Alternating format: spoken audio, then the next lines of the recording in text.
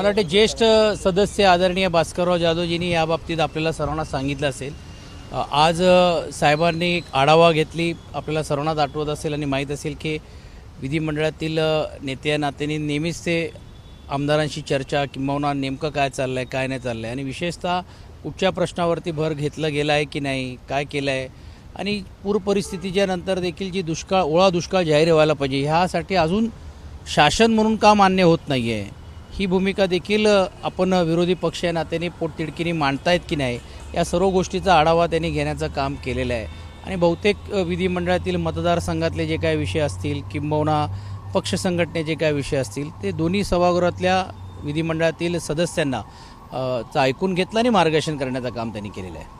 भाऊ, आज पुन्हा एकदा जी सुप्रीम कोर्टामध्ये सुनावणी होणार होती ती पुढे ढकलली गेलेली आहे, या संदर्भात काही चर्चा झाली का? आणि दुसरं तर ज्या पद्धतीने आता शिंदे फडणवीस सरकारने जो महानगरपालिकेसंदर्भात निर्णय घेतला होता त्याला देखील कोर्टाने स्थगिती दिलेली आहे। स्वागतार्ह आहे। कालच आम्ही सांगत होतो की हे जे काही निर्णय आहेत हे घाईघाईने घेऊन शासन म्हणून चालणार नाही आणि मग आरेच्या बाबतीत एक वेगळी भूमिका घेतली गेली आणि नंतर आल्यानंतर त्याला स्थगिती दिलं, तर ह्यालाही कायद्याचा काहीतरी आधार असणं गरजेचं आहे आणि तीच भूमिका महानगरपालिकेची होती। कारण हा काय एक्सरसाइज आम्ही कोणी मिळून किंवा सत्ताधारी कोणी मिळून केलं नाही, निवडणूक आयोग असते, निवडणूक आयोग ही प्रक्रिया करत असते, त्या प्रक्रियेतूनच पुणे असेल, मुंबई असेल, पिंपरी चिंचवड असेल, ठाणा असेल, या सर्वाची आखणी झाली होती आणि अचानक प्रकारे कॅबिनेटचा डिसिशन जर येतो तर मला वाटते या बाबतीत सर्वोच्च न्यायालयाने पण त्याची दखल घेतली आणि त्याला स्थगिती देण्याचं काम केलेलं आहे। अर्थात स्थगिती दिली म्हणजे तो निर्णय आमच्या बाजूने झाला का त्यांच्या बाजूने झाला हा नाही, महत्त्वाचं आहे का हे निवडणूक आयोग ह्याच्या बाजूने काय निर्णय येणार आहेत। कारण निवडणूक आयोगाची जी प्रक्रिया पूर्ण झाल्यानंतर असं जर राजकीय हस्तक्षेप करून घेऊन आपण निवडणुका पुढे जर घेऊन जात असो तर 6 महिन्यापेक्षा जास्त महानगरपालिकेच्या महानगरपालिकेच्या क्षेत्रामध्ये लोकप्रतिनिधी नसणे ही देखील एका प्रकारे घटनेप्रमाणे पण आणि विशेषतः पब्लिक पार्टिसिपेशन ज्याला म्हणतो की लोकांचा प्रतिनिधित्व हे देखील नसणे म्हणजे एका प्रकारे आपण मंत्रालय काय सचिवालय ज्यावेळी आपण बोलतो तीच परिस्थिती त्या महानगरपालिकेमध्ये आपल्याला पाहायला मिळते आणि ही फक्त मुंबईमध्ये नाही, पुण्यामध्ये पण तीच आहे, पिंपरी चिंचवडमध्ये पण तीच आहे, ठाण्यामध्ये पण आहे, कल्याण डोंबिवली किंवा इतर जे आणि जे नगरपालिका आहेत त्यामध्ये पण आपल्याला पाहायला मिळते। भाऊ, आज 2 दिवस मृत्यूशी झुंज सुरू होती एका गोविंदाची आणि आज नानावटीमध्ये त्यांचा मृत्यू झालेला आहे। काय अत्यंत त्याला जोडूनच असा प्रश्न आहे की त्याला आर्थिक मदत किंवा कोणतीही मदत मिळाली नाही असे शिवसेनेचे उपविभाग प्रमुख आहेत, त्यांनी देखील आरोप केलेला आहे। असा अत्यंत दुर्दैवाने म्हणावं लागेल की 2-3 गोविंद्यांपैकी काही लोक सिरियस आहेत। विशेषतः डॉक्टर प्रवीण बांगरांशी मी त्याच दिवशी रात्री बोललो। एक पेशंट केम हॉस्पिटलमध्ये तो तर वरळी जांभोरीवरून त्यांना घेऊन आल्यात आलं होतं। म्हणजे आश्चर्याची गोष्ट अशी आहे की जांभोरी मैदानमध्ये ज्यांनी नियोजन केलं त्या मंडळामध्ये खाली गाद्या ठेवले नाही, कारण हे सुप्रीम कोर्टाचे निकष होते, हायकोर्टाचे निकष होते। एवढंच नाही तर त्या व्यक्तीला घेऊन जाण्यासाठी ॲम्ब्युलन्सची पण व्यवस्था नव्हती, कदाचित त्यांनी केली असेल पण ती त्यावेळी उपलब्ध होती की नव्हती असं, मेडिकल एड नव्हता आणि मंडळाच्या लोकांनी त्याला ॲडमिट केलं। तोही आज दुर्दैवाने पेशंट थोडाफार सिरियस आहेत। मी स्वतः त्या डॉक्टरांशी बोललो। एक हिंदुजामध्ये पण देखील अशाच प्रकारे मानेला लागलेला एक पेशंट देखील आहेत आणि दुर्दैवाने म्हणावं लागेल की त्यांच्याकडे बिलं मागितलं जाते। आज जे तुमच्या माध्यमातूनच मला माहिती मिळाली की नानावटीमध्ये पण एक दुर्दैवाने एक गोविंदा पथकातील एक सदस्य ह्याचा दुर्दैवी मृत्यू झालेला आहे। आता ही जबाबदारी पण ही निश्चितपणे शासनाची येते। त्याला कारण असं आहे की एक तर पहिला तुम्ही प्रोत्साहन केलं, काही निर्णय नाही, काही निर्बंध नाही, बिंदास करा, आम्ही तुमच्या मागे आहोत, आम्ही तुम्हाला कवच दिलेलं आहे असं घोषणा करण्यात आल्यात। प्रत्येक स्टेजवरती जाऊन काय भाषण केलं हे मी तुम्हाला बोलायची गरज नाही, तुम्ही सर्वांना सांगितलं।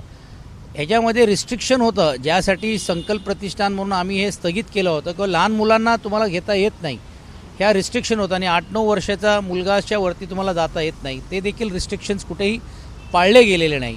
अशा वेळी थराची जी उंची आहे ती मर्यादित असली पाहिजे, पण आता ही उंची काही मंडळांनी 3 ठिकाणी लावलेत आणि काही लोकांनी आयोजकांनी त्याचा गवगवाकार करून घेऊन आमच्याकडे 8 लावले, आमच्याकडे 9 लावले, आमच्याकडे 10 लावले।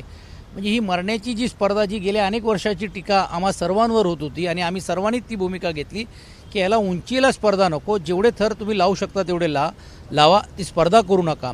ते आज पाहायला मिळत आहेत आणि मी मागणी करेन राज्याचे मुख्यमंत्र्यांना आणि उपमुख्यमंत्र्यांना की जसं आपण प्रत्येक गोविंदा मंडळामध्ये जाऊन पोटतिडकीने या गोविंदा पथकांच्या बाबतीत ज्या भावना व्यक्त केल्या, अगदीच तुम्हाला तर तुम्ही त्यांना 5% आरक्षण पण देऊन टाकण्याची भूमिका घेतली, पण एकही आयोजक, एकही त्यांच्या पक्षातला माणूस हा त्यांच्या मदतीला धावून गेलेला नाही. आणि म्हणून शासनाने लवकरात लवकर या सर्व गोविंद पथकांना मदत द्यायला पाहिजे.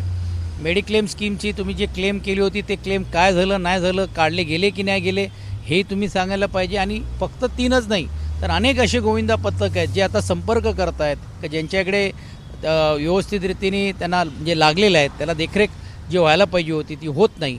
याहीकडे लक्ष द्यायला पाहिजे अशी मी आपल्या माध्यमातून त्यांना मागणी करतो. भाऊ, पुण्यामध्ये सध्या एक देखावा, अफजल वधाचा देखावा साकारायचा होता, पण त्याला शासनानं किंवा तिथल्या जे मला तर आश्चर्य वाटते की या विषयावरती अजूनपर्यंत जे आमच्यातले मित्र सहकारी विधिमंडळातील सहकारी होते जे हिंदुत्वासाठी आम्हाला सोडून गेले, एकही बरं शब्द काढायला तयार नाही आहे.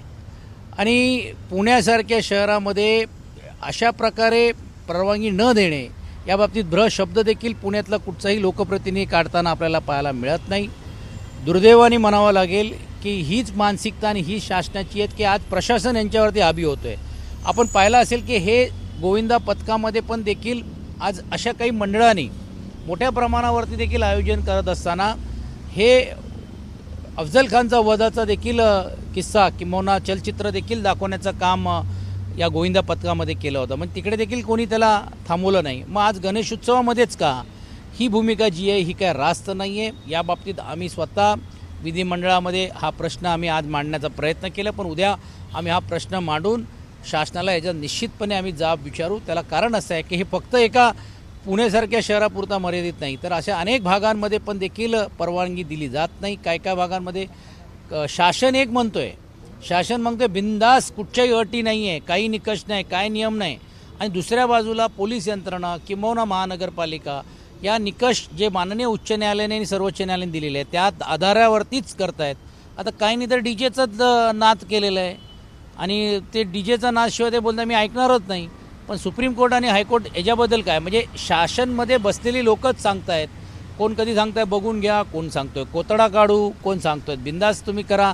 ती विसंगती आहे आणि म्हणून शासनाने याच्याबाबतीत सुस्पष्ट परिपत्रक काढून गणेशोत्सवाला याच्यामध्ये मार्गदर्शक तत्वच्या आधारावरती माहिती द्यावी अशी आमची मागणी राहणार आहे.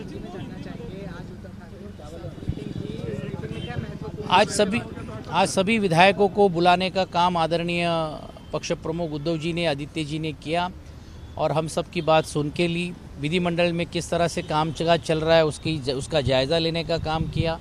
ओला दुष्काल होना चाहिए, ये जो अपेक्षा सर्वसामान्य शेतकरी की और जो कष्टकरियों की है वो भी हमारे सामने उन्होंने पूछा कि क्यों नहीं सरकार इसके लिए मान रहे. हम सब ये चीज़ों की जानकारी हमने उनको देने का काम किया और विभिन्न विषय के ऊपर चर्चा हुई, संगठनात्मक पण चर्चा हुई और बड़े पैमाने के ऊपर संगठित होकर अपनी लड़ाई विधिमंडल में, विधानसभा में, विधान परिषद में और वक्त आया तो रास्ते पे उतरकर लोगों के हित के लिए काम करे, ऐसी सूचना और ऐसा आदेश उन्होंने देने का काम किया है.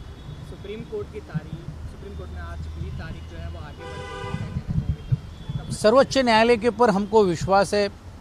हमारी अपेक्षा थी कि आज कुछ तो भी निर्णय हो. अभी ऐसा कुछ सुनने में आया, कल हुआ, लेकिन किसी और एक न्यूज़ चैनल में ऐसे दिखाया कि वो भी तारीख आगे जा रही है. लेकिन सुप्रीम कोर्ट है, वक्त लगता है जरूर है, लेकिन देर ही सही दुरुस्त सही, जिस तरह से हम कहते हैं, जैसे कहावत होती है, ऐसी हम अपेक्षा करते हैं कि इतने दिन के बाद क्यों ना हो, उसके बाद सुप्रीम कोर्ट, सर्वोच्च न्यायालय जल्द से जल्द निर्णय ले और लोकशाही जिंदा रखे, ऐसी हम अपेक्षा करते हैं.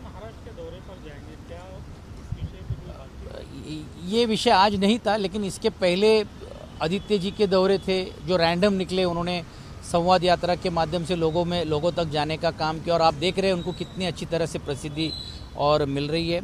एक जरूर है कि मुंबई शहर में भी गट नेताओं की एक बैठक जो बहुत पहले नियोजित थी वो हमको करनी थी और वो करनी है और उस माध्यम से मुंबई के कार्यकर्ताओं को भी मार्गदर्शन हो और आगे आने वाले चुनाव को सामने रखते हुए भी किस तरह से हम लोगों के सामने जाना है. हालांकि कोई चुनाव को सामने रखते हुए की तैयारी नहीं है, ये रेगुलर जो हमारी मीटिंग होती है, लेकिन किस तरह से चुनाव को सामना करना है ये भी मार्गदर्शन लगता है मुझे आदरणीय उद्धव जी उस बैठक में करने का काम करेंगे।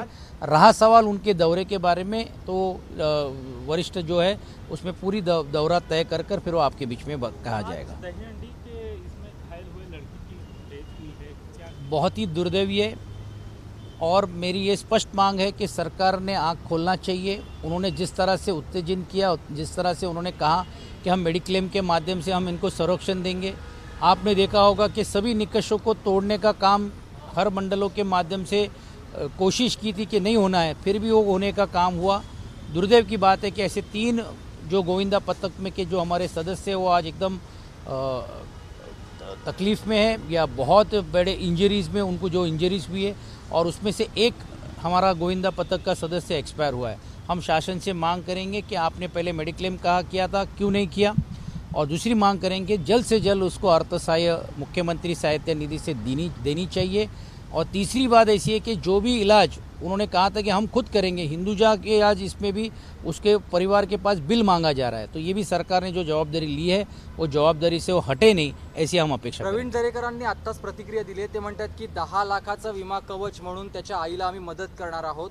हे असंवेदनशील वक्तव्य वाटतं की नाही? म्हणजे मदत देण्यानं मुलगा येणार आहे का परत? दुर्दैव आहे आणि आज त्यांना बोलावा लागतो 10 लाखाचा कवच आम्ही देणार आहोत। अहो तुम्ही त्यांना साधा बघायला गेलेला नाही आहात। जे आयोजक होते, तुम्ही जे सांगत होता तिकडे होता, जे वरळीतली जी घटना मी तुमचा ज्याचा उल्लेख केला की केम हॉस्पिटलमध्ये गेला त्याला गाडीची व्यवस्था नाही। आम्ही ज्यावेळी आयोजक म्हणून होतो आम्ही रात्रभर फिरून घेऊन त्या गोविंदा पथकांशी बोलत होतो। रात्री त्यांच्यातले काही मंडळाने मला फोन केला म्हणून मी तिकडचे असलेले डीन साहेबांशी बोलण्याचा प्रयत्न केला आणि हिंदुजामध्ये आमच्या युनियनच्या माध्यमातून किमान विचारपूस करण्याची जबाबदारी आम्ही घेतली। पैशाने आपण खेळतोय। अहो 10 काय 15 काय 20 काय त्याचा जीव येऊ शकतो का? आणि त्या सर्वांपेक्षा महत्त्वाची आणि दुर्दैवाची गोष्ट आहे की कोणी साधा शासनाचा प्रतिनिधी तिकडे जात नाही आणि तिकडे प्रायव्हेट हॉस्पिटल्स त्यांच्याकडे बिलची मागणी करताय। म्हणजे काय त्या घरातल्या लोकांची अवस्था आहे। एका बाजूला तुम्ही सांगताय बिंदास जावा, काय मेडिक्लेमची तुम्हाला आम्ही सर्व जबाबदारी घेतलेली, काही जरी झालं तरी आम्ही तुमच्या मागे आहोत, आणि झाल्यानंतर त्याच्यात कोणी जाऊन बघत नाही, तर मला वाटते हे दुर्दैवी आहे। संवेदनशील भूमिका ही तुम्हा आपल्या सर्वांची राहायला पाहिजे अशा विषयावरती, किमान अशा विषयावरती पैशांनी मोजू नका, एवढं नम्रपणे आमचं या सरकारला म्हणणं आहे। एबीपी माझा, उघडा डोळे बघा नीट।